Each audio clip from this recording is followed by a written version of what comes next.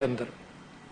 तो लिहाजा आज का दिन बड़ा इंतहाई अहमियत का हामिल है कि कम से कम हम अपनी बात दुनिया के सामने रख सकें। जो इंसानी दहशतगर्दी के एतबार से दुश्मन सरगर्मियां जो जुल्म और इंसानियत सोज मजालिम जहां कश्मीर के अंदर हुए हैं वो सारी दुनिया को पैगाम दे सकें और उसके साथ साथ अपने कश्मीरी भाइयों को भी ये बता सकें कि हम तुम्हारे साथ हैं। पाकिस्तान एक पुरअमन जद्दोजहद के लिए कोशिशें करता रहा है, करता रहेगा और उनको भी पता होना चाहिए कि हम आपके साथ हैं और कभी भी आपको अकेला नहीं छोड़ेंगे। आज जब मैं इसके ऊपर कुछ चीजें पढ़ रहा था तो मुझे शायर अल्लामा इकबाल का एक मशहूर शेर कश्मीर के हवाले से, उन्होंने 3-4 अशार कहे जिसमें से 2-3 फारसी के अंदर हैं और 1-2 उर्दू के अंदर हैं। उसका पहला मिसरा मुझे बड़ा अपील भी किया और मैं आपके सामने रखना चाहता हूं कि आज वो कश्मीर है महकूम व मजबूर व फकीर। उन्होंने कहा कि आज वो कश्मीर है महकूम व मजबूर व फकीर। तो मैं एक जसारत करना चाहता हूं कि इतने अरसे के अंदर उसके वहां के हालात और तब्दील हुए, तो सिर्फ एक लफ्ज उसके अंदर शामिल करना चाहता हूं कि आज वो कश्मीर है मजलूम व महकूम व मजबूर व फकीर। कि जो जुल्म हुआ है पिछले जमाने के अंदर वो शायद अल्लामा इकबाल के जमाने से मामला कहीं और बढ़ गया। आज के दिन इस मौजूद ऐवान के अंदर जो बात होगी उसके बड़े दूररस नताइज निकलेंगे, मगर इसके साथ साथ के पहले हम कोई बातें और भी रखें तो इसका तारीखी पस मंजर पर तवज्जो दिलाना जरूर है पाकिस्तान के लोगों का और दुनिया के सब लोगों का।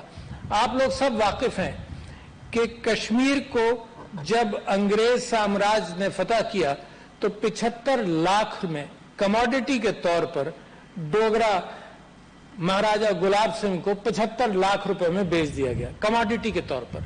अच्छा, और ये कमोडिटी की तारीख दुनिया के अंदर आज भी मौजूद है कि मुख्तलिफ ममालिक अपनी तिजारती एतबार से उसूल बनाते हैं, उसूलों के ऊपर नहीं, इखलाकी और इंसानियत के उसूलों के ऊपर नहीं, मगर तिजारती वजन जो है वो उनके फैसलों पर असर अंदाज होता है। तो ये 75 लाख में बेच दिया गया कमोडिटी के तौर पर और उसके बाद से वहां जालिम डोगरा राज शुरू हुआ, जिसने उस 75 लाख रुपए जो दिए थे वो लोगों ही से वसूल करने थे तो बड़ा टैक्सेशन भी किया। कश्मीरियों की जद्दोजहद जब से चल रही है, उससे पहले से चल रही है मगर उसके बाद से ज्यादा आया है। 1931 में 22 कश्मीरी शहीद हुए जालिम डोगरा राज के खिलाफ जब उन्होंने जद्दोजहद की और 1947 में उसके पोते ने महाराजा हरी सिंह ने इस मामले को और तकमील तक पहुंचाया।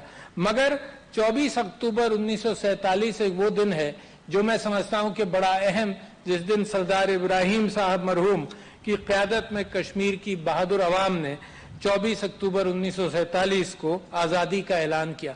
हकीकी हुकूमत जब बन गई थी और हिंदुस्तान परेशान था, भारत परेशान था कि इसका क्या हल किया जाए, और रातों रात महाराजा हरी सिंह के साथ मिलकर इंस्ट्रूमेंट ऑफ एक्सेशन जो गैर अखलाकी, गैर कानूनी, खुफिया अंदाज से साइन हुआ या नहीं साइन हुआ, मगर 26 अक्टूबर को वो साइन करके उसको हिंदुस्तान के हिस्से में डालने की कोशिश की गई।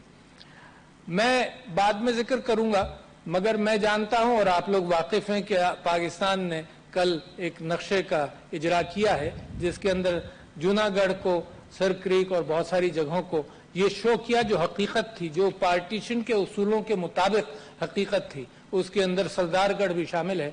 तो वो उनकी एक्सेशन हुई, यहां पर जाली उसूल, पार्टीशन के उसूलों के खिलाफ एक जाली दस्तावेज साइन की गई। कश्मीर पर कश्मीरी अवाम का डी फैक्टो हुकूमत कायम कर चुके थे कश्मीरी, मगर उसको हटाया गया और जब हालात और खराब हुए तो भागकर हिंदुस्तान सलामती काउंसिल में गया। सलामती काउंसिल और यूनाइटेड नेशंस की अक़वाम मुत्तहिदा की भी एक तारीख है। वो तारीख यह है कि अक़वाम मुत्तहिदा 1945 में बनी اور 1947 کے اندر بالکل وہ نئی نویلی ایک امید کے طور پر اقوام عالم اور اقوام دنیا کے لیے ایک بھروسے کا ادارہ بنا، اور پاکستان نے بھی اس پر بھروسہ کیا، اور ہندوستان پریشان ہو کر کہ وہاں کشمیریوں نے بغاوت کر دی تھی، اور اس کا خیال یہ تھا کہ ڈی فیکٹو کشمیر پر حکومت جو ہے جموں و کشمیر پر وہ کشمیریوں کی ہوگی، تو وہ یونائٹڈ نیشنز میں گیا، اس نے سیز فائر کی درخواست کی، اور کس وعدے کے تحت درخواست کی؟ یہ وعدہ کیا کہ جی ہم استصواب رائے کرائیں گے، ہم لوگوں کی رائے کی بنیاد پر فیصلہ کریں گے، اور اگلے 10 سال انڈین لیڈرشپ کے سارے اکابرین تقریریں کرتے رہے ہیں، اس بات کا اعادہ کرتے رہے، مگر حقیقت میں ان کی نیت کچھ اور تھی۔ جب سے لے کر آج تک لاکھوں افراد شہید ہوئے ہیں، لاکھوں مائیں بیوہ ہوئی ہیں اور ان کی گودیں اجڑی ہیں، مگر گزشتہ 1 سال کے اندر وادی کو جس طرح سے 5 اگست کے قانون کے اندر انہوں نے آرٹیکل 370 کو منسوخ کیا۔ اب یہ بھی ذہن میں رکھیے گا کہ آرٹیکل 370 ان کے آئین کا آرٹیکل تھا، ہمیں تو وہ بھی منظور نہیں تھا، کیونکہ کشمیر آزاد اور کشمیر کو پاکستان کا حصہ بننا تھا، ان کے آئین کے اندر وہ بھی انلیگل مینشن ہے، مگر اس کے اندر جو پروٹیکشنز کا وعدہ کیا تھا بھارتی قیادت نے 50 کی دہائی کے اندر، اس کے بعد بھی اس کو انکارپوریٹ کر لیا کہ بھئی ہم تمہیں اپنے ساتھ نہیں ملا رہے، فی الحال ہم تمہارے لیے ایک انڈیپینڈنٹ اینٹیٹی بنا رہے ہیں۔ اس کو پچھلے سال منسوخ کیا، اور یہ بی جے پی کے مینیفیسٹو کے اندر بات موجود تھی، اور جو مسلمان منافرت اور مائنورٹیز کے ساتھ ان کی منافرت ہے، اسی تاریخ کی عکاسی کے اعتبار سے وہ ایک اور قدم تھا۔ اس کے بعد سے ایک بڑا جیل بن گیا وہاں پر، اور مزید کرفیو کے نفاذ کر کے ظلم کیا، مواصلات کو منقطع کر کے ظلم کیا، طبی امداد اور خوراک کی سپلائی کو کنٹرول کر کے ظلم کیا، بین الاقوامی تنظیموں کو، امدادی تنظیموں کو روک کر عوام کے اوپر ظلم کیا، اور بنیادی حقوق کو پامال کر کر ظلم کیا، لوگوں کو شہید کر کر ظلم کیا۔ اس کے علاوہ ایک دوسرے دو اور قوانین میں ان کو مزید آرم فورسز جو وہاں پر موجود ہیں، جو 9 لاکھ سے زیادہ ہیں، اور سب سے زیادہ ملٹرائز خطہ دنیا کے اندر Indian illegally occupied Jammu and Kashmir ہے، وہاں arm forces special power act کے ذریعے اور پبلک سیفٹی ایکٹ کے ذریعے آرم فورسز کو وہاں جو طاقت دی گئی، تو ظلم کے اعتبار سے ان کے ہاتھ کھول دیے، جو مرضی آئے وہاں پر وہ کریں، ان کو کوئی پوچھنے والا نہیں ہے۔ اس کے نتیجوں میں جعلی مقابلے بڑھ گئے، نوجوانوں کی ماں برائے عدالت قتل بڑھ گئے، انسیڈنٹس بڑھ گئے اس کے، اور سیاسی قیادت کی غیر قانونی گرفتاریاں بڑھ گئیں، اور ان کی گھروں پر نظر بندی۔ اصل قیادت جو مسلمانوں کو وہاں لیڈ کرتی ہے اور کشمیر کی عکاسی کرتی ہے، اس کو پچھلے 1 سال سے جیل کے اندر یا اپنے گھروں کے اندر محدود رکھا گیا ہے۔ مسلمانوں کے جان و مال تباہ ہیں، معیشت تباہ ہے، اور یہ جو حرکت کی گئی، یہ اقوام متحدہ کے چارٹر کے اعتبار سے، جو ریزولوشن 50 کی دہائی کے اندر کشمیر کے حوالے سے اقوام متحدہ نے پاس کیے، ان سارے ریزولوشنز کی خلاف ورزی بھی ہے۔ بچوں کے حقوق کے اعتبار سے جنیوا کنونشن کو بھی پامال کیا گیا، اور اس کے ساتھ ساتھ پاکستان کے ساتھ ایک معاہدہ تھا، شملہ معاہدہ۔ شملہ معاہدے کے اندر یہ طے پایا دونوں ممالک کے اندر کہ کشمیر جو ہے وہ 2 طرفہ مذاکرات کے ذریعے اس بات کا حل تلاش کیا جائے گا، مگر مجال ہے 1973 میں جب یہ سائن ہوا، جب سے لے کر آج تک ہندوستان نے کسی موقع پر اس پر بات کرنے سے انکار کیا۔ شروع میں وہ یہ کہتے رہے کہ کانفیڈنس بلڈنگ میجرز ہونے چاہیے، ہیلے بہانے، تو جس انداز سے یہ ہیلے بہانے چلتے رہے، تو میں اس نتیجے پر پہنچا ہوں، اور پاکستانی قوم بھی اسی نتیجے پر پہنچی ہے کہ ہر کاغذ سے انکاری کی انہوں نے، ہر وعدے سے انکاری کی، جو بھی وعدے ان کے کابرین نے کیے اس سے انکاری کی، हर बयान से इंकारी की। दुनिया के अंदर जब बात उठाई जाती है तो कहते नहीं ये दो तरफा मामला है। अब जब दो तरफा मामलात के एतबार से पाकिस्तानी हुकूमत कहती कि आओ बैठो बात करो, तो ये कहते हैं कि नहीं ये दो तरफा, इसमें हम डिस्कस ही नहीं करेंगे। तो लिहाजा ये जिद जो है भारत की, ये जमीन की खातिर है क्योंकि लोगों की खातिर नहीं है। पाकिस्तान का मौक़िफ़ लोगों को आजाद करना है, लोगों के ऊपर जो एक इस्तिबदादी कुव्वत और एक जालिम कुव्वत है उसको हटाना है। ये मुस्लिम अक्सरियती कैफियत को, कश्मीर की कानूनी और आईनी हैसियत को बदलने का भारतीय आइन ने 370 और 35A के एतबार से ये तब्दीली की। ये गैर अखलाकी, गैर कानूनी, मावराए आइन, जेनीवा कन्वेंशन और बैनुल अक़वामी क़वानीन की खिलाफ वर्जी है। फिर कश्मीर की आज़ादी पर जिस अंदाज से जुल्म किया गया और ज़ेरे हिसार रखा गया, लॉकडाउन एक मुख्तलिफ कैफियत है और ज़ेरे हिसार रखना बिल्कुल मुख्तलिफ है। लॉकडाउन के अंदर आज़ादी है गुफ्तगू, आज़ादी है राय, आज़ादी है इज्तिमा कहीं ना कहीं तो ज़रूर होता है। ये हिसार की कैफियत के अंदर लोगों को ज़्यादा परेशान किया। और आप तसव्वुर कीजिए कि बीमार अस्पताल नहीं जा सकता, आप तसव्वुर कीजिए उसका इलाज नहीं हो सकता, रोज़गार बंद है। कल परसों मैं कश्मीर के Indian occupied Jammu and Kashmir के चैम्बर ऑफ कॉमर्स के एक साहब का बयान सुन रहा था कि 7 लाख नौजवान मजीद बेरोजगार हुए पिछले 1 साल में। आप तसव्वुर कीजिए कि 7 लाख के साथ खानदान कितने होंगे, खानदान के अफराद कितने होंगे, और ये कि $3 अरब का नुकसान हुआ है इंडियन इलीगली ऑक्यूपाइड जम्मू और कश्मीर की मईशत को। इतना बड़ा नुकसान वहां पर हुआ। तो मैं समझता हूं कि पैलेट गन्स आपको याद हैं, मैंने चैलेंज किया था, जो उस जमाने में मैं नेशनल असेंबली का मेंबर था, तो टॉक शोज में जाकर मैं चैलेंज करता था कि हिंदुस्तान ये पैलेट गन्स कश्मीर के अलावा कहीं नहीं इस्तेमाल करेगा। और यही हुआ। सिर्फ कश्मीर के मुसलमानों के खिलाफ ये घिनौनी बंदूक जो जिससे चिड़ियां मारी जाती हैं उनसे नाबीना किया, लोगों को मारा और बेदरेग उसको इस्तेमाल किया। 13,000 नौजवान गिरफ्तार हुए हैं पिछले 1 साल के अंदर। औरतों का रेप और हिरासंगी बढ़ी है और ये मुसलसल चल रहा है और दुनिया को हम दिखाते रहेंगे, बताते रहेंगे। और हमारी अपील है दुनिया से कि वो आंखें खोलकर देखें कि इंसानियत सोज मजालिम वहां पर है। आपको वो बच्चे की तस्वीर याद होगी जिसके नाना को सिर्फ गाड़ी से निकलने पर और पूछने पर उसको मारा गया और उस बच्चे को उस नाना की मैयत पे उसकी छाती पर बिठाया गया। क्या जुल्म नहीं है ये? दुनिया को अंदाजा नहीं हो रहा इस बात से। आपको वो भी सीरियन बच्चे की भी तस्वीर याद होगी जो मेडिटेरेनियन के अंदर डूबा था। तो दुनिया को जब ये इमेजेस जाते रहेंगे तो दुनिया के जमीर पर हम समझते हैं इस बात का असर होगा। और फिर उसकी लाश पर, उसके नाना की लाश पर खड़े होकर और पैर रखकर तस्वीरें खिंचवाई गई। जालिम है।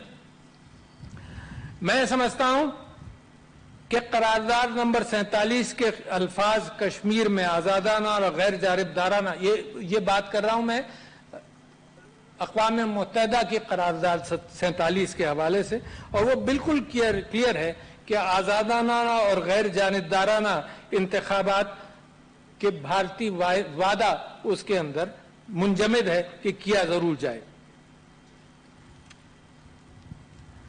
चौथे, जिनीवा कन्वेंशन के मुताबिक कोई भी काबिज हुकूमत मसले के हल तक किसी भी किस्म की वहां तब्दीली नहीं कर सकती।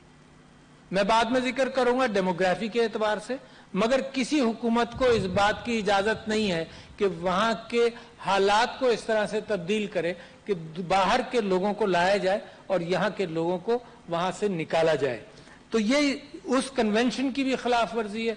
हर इंसानी हुसूल के हवाले से ये खिलाफ वर्जी एक खुल्लम खुल्ला मजाक दुनिया के सामने इन्होंने किया हुआ है।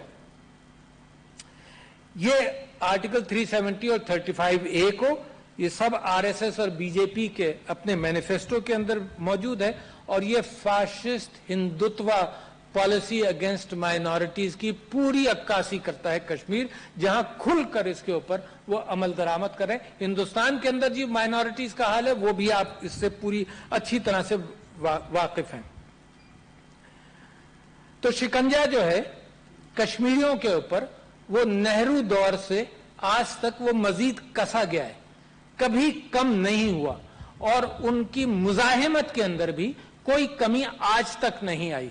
जाने दे देकर वो कौम परेशान हो गई होगी, हम उसके साथ खड़े, मगर आज तक उनका मुकाबला करना किसी अंदाज से भी कभी कम नहीं हुआ।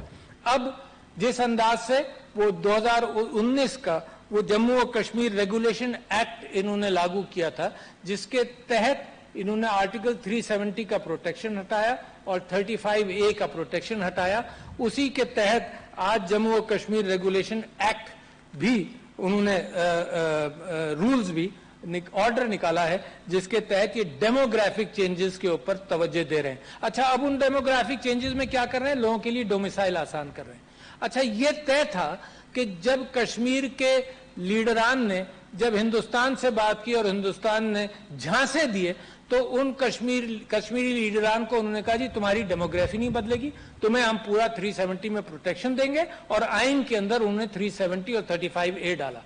अच्छा, वो जब तक उसकी जरूरत रही लोगों को धोखा देने के एतबार से वो चलाया, मगर अब ये जम्मू और कश्मीर रेगुलेशन एक्ट 2019 और जम्मू और कश्मीर रेगुलेशन ऑर्डर 2020 के अंदर उन सब चीजों को तब्दील किया।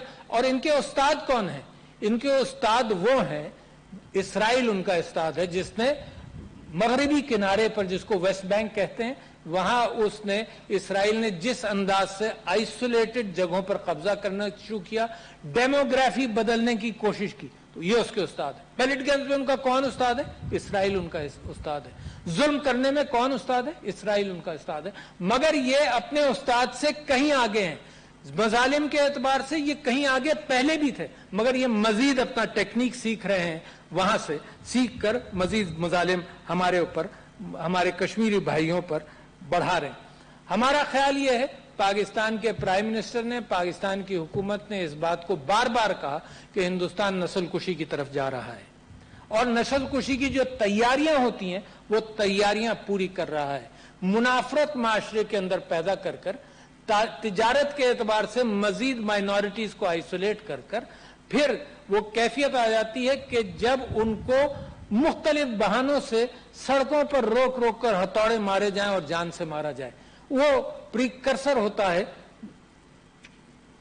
इस बात का कि नस्ल कुशी की जाए। और आपको याद है कि जर्मनी ने जिस अंदाज से किया, यस, सर्बियन डिक्टेटर मिलोसेविच ने, जिसके ऊपर बैनुल अक़वामी अदालत ने इसका ट्रायल भी किया और उसको सजा दी, बोस्निया में नगोर्नो कराबाख के अंदर और बोस्निया के अंदर जो मजालिम किए, तो वो उसकी अगर आप तारीख देखेंगे तो यही, पहले आइसोलेशन और फिर नस्ल कुशी और डेमोग्राफिक चेंजेस, ये दोनों वो करना चाहता है।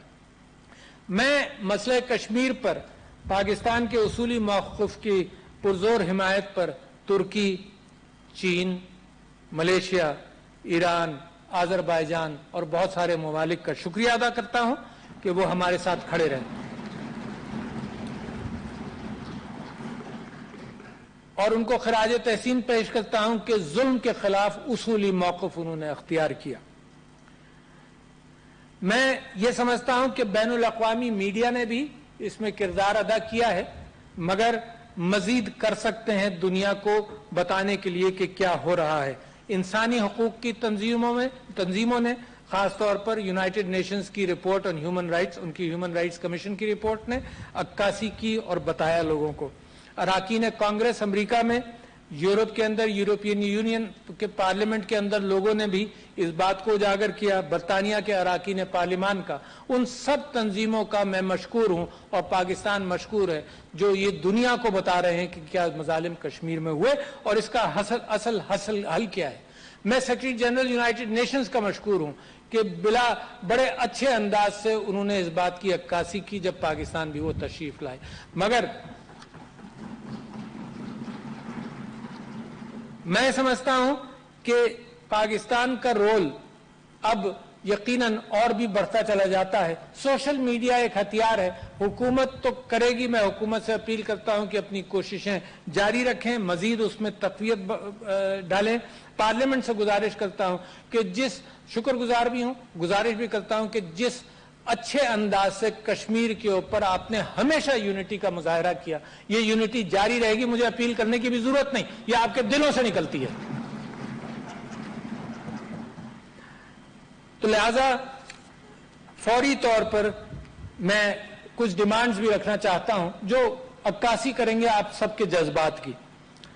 मैं समझता हूं कि फौरी तौर पर कश्मीर से फौजी मुहासरा खत्म किया जाए, 9 लाख काबिज फौज को वापस बुलाया जाए, ज़राए इब्लाग पर आयद पाबंदियां हटाई जाएं।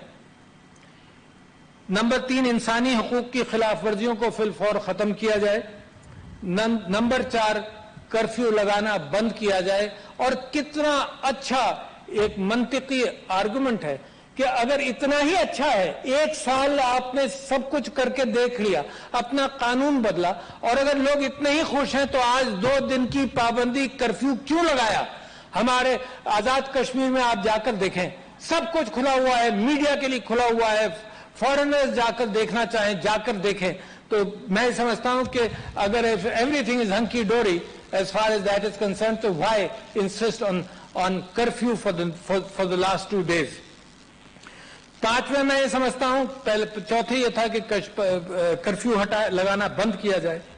5वें ये कि सोशल मीडिया और इंटरनेट पर पाबंदी खत्म की जाए। लोगों की अपनी कम्युनिकेशंस, तिजारत के एतबार से, दुनिया के साथ रवाबित के एतबार से ये बड़ा अहम सुतून है जिसको हिंदुस्तान ने, भारत ने पाबंदी लगाकर बंद किया हुआ है।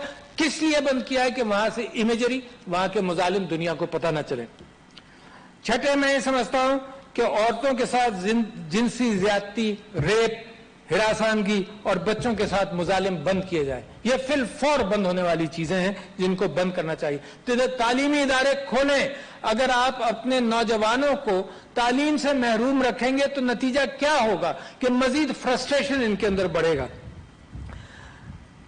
8वें, सियासी लीडरान को आजाद करें। 9वें, सियासी सरगर्मियों की आजादी बहाल करें। और 10वें, एक ऐसी डिमांड है जो आप बड़े खुश होंगे सुनकर कि कश्मीरियों की जान छोड़ें, अब वहां से इनखला करें, वहां से जाएं।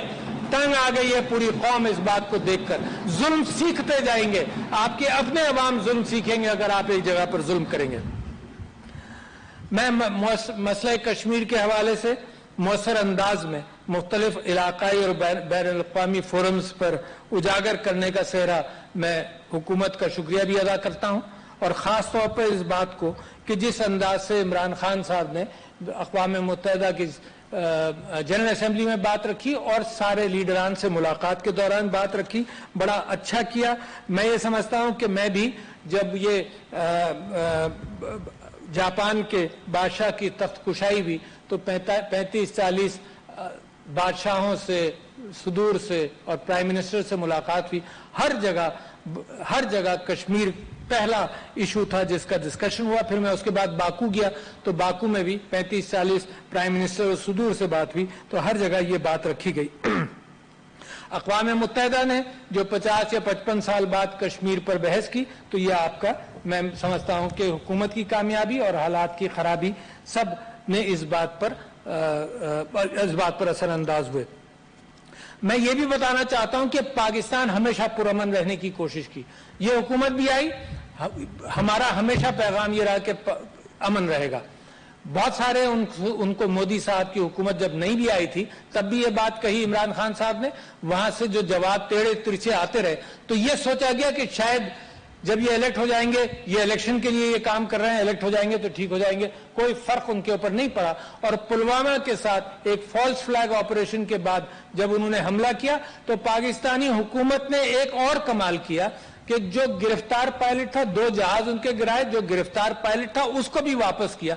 ये दिखाने के लिए कि हम अमन चाहते हैं, ये इंसिस्ट करने के लिए कि हम अमन चाहते हैं। और आपको मीडिया का अंदाजा होगा कि आप तो इतने सीख चुके हैं افغانستان کے بعد اور حالات کے بعد اتنے سیکھ چکے ہیں کہ امن کی اصل قیمت کا آپ کو اندازہ ہے.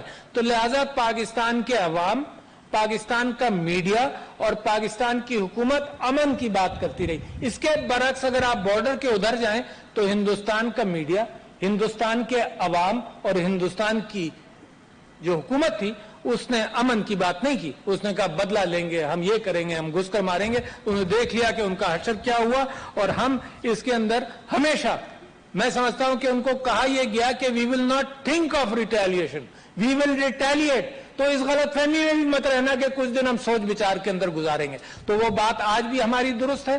میں پاکستان کی افواج کا بھی مشکور ہوں کہ انہوں نے جس انداز سے ریٹیلیٹ کیا تو دنیا کو دکھا دیا کہ پاکستان ایک بڑی مضبوط قوم ہے اور اس کے کوئی بال اس کا بیکا نہیں کر سکتا. میں آخر میں اس خاص موقع پر ہم اس عزم کا دوبارہ اعادہ کرتے ہیں کہ پاکستان اس مسئلے پر کشمیریوں کی اخلاقی، سیاسی اور سفارتی حمایت جاری رکھے گا. پاکستان اہلیان کشمیر کے ساتھ شانہ بشانہ کھڑا رہے گا اور بھارتی قبضے کے خلاف کشمیر کے بہادر اور نڈر لوگوں کی جدوجہد کی بھرپور تائید کرتا رہے گا. مجھے کامل یقین ہے کہ کشمیریوں کی قربانیاں رنگ لائیں گی اور وہ دن دور نہیں جب کشمیر میں آزادی کا سورج طلوع ہوگا. انشاءاللہ. پاکستان پائندہ باد. آپ سب کا شکریہ.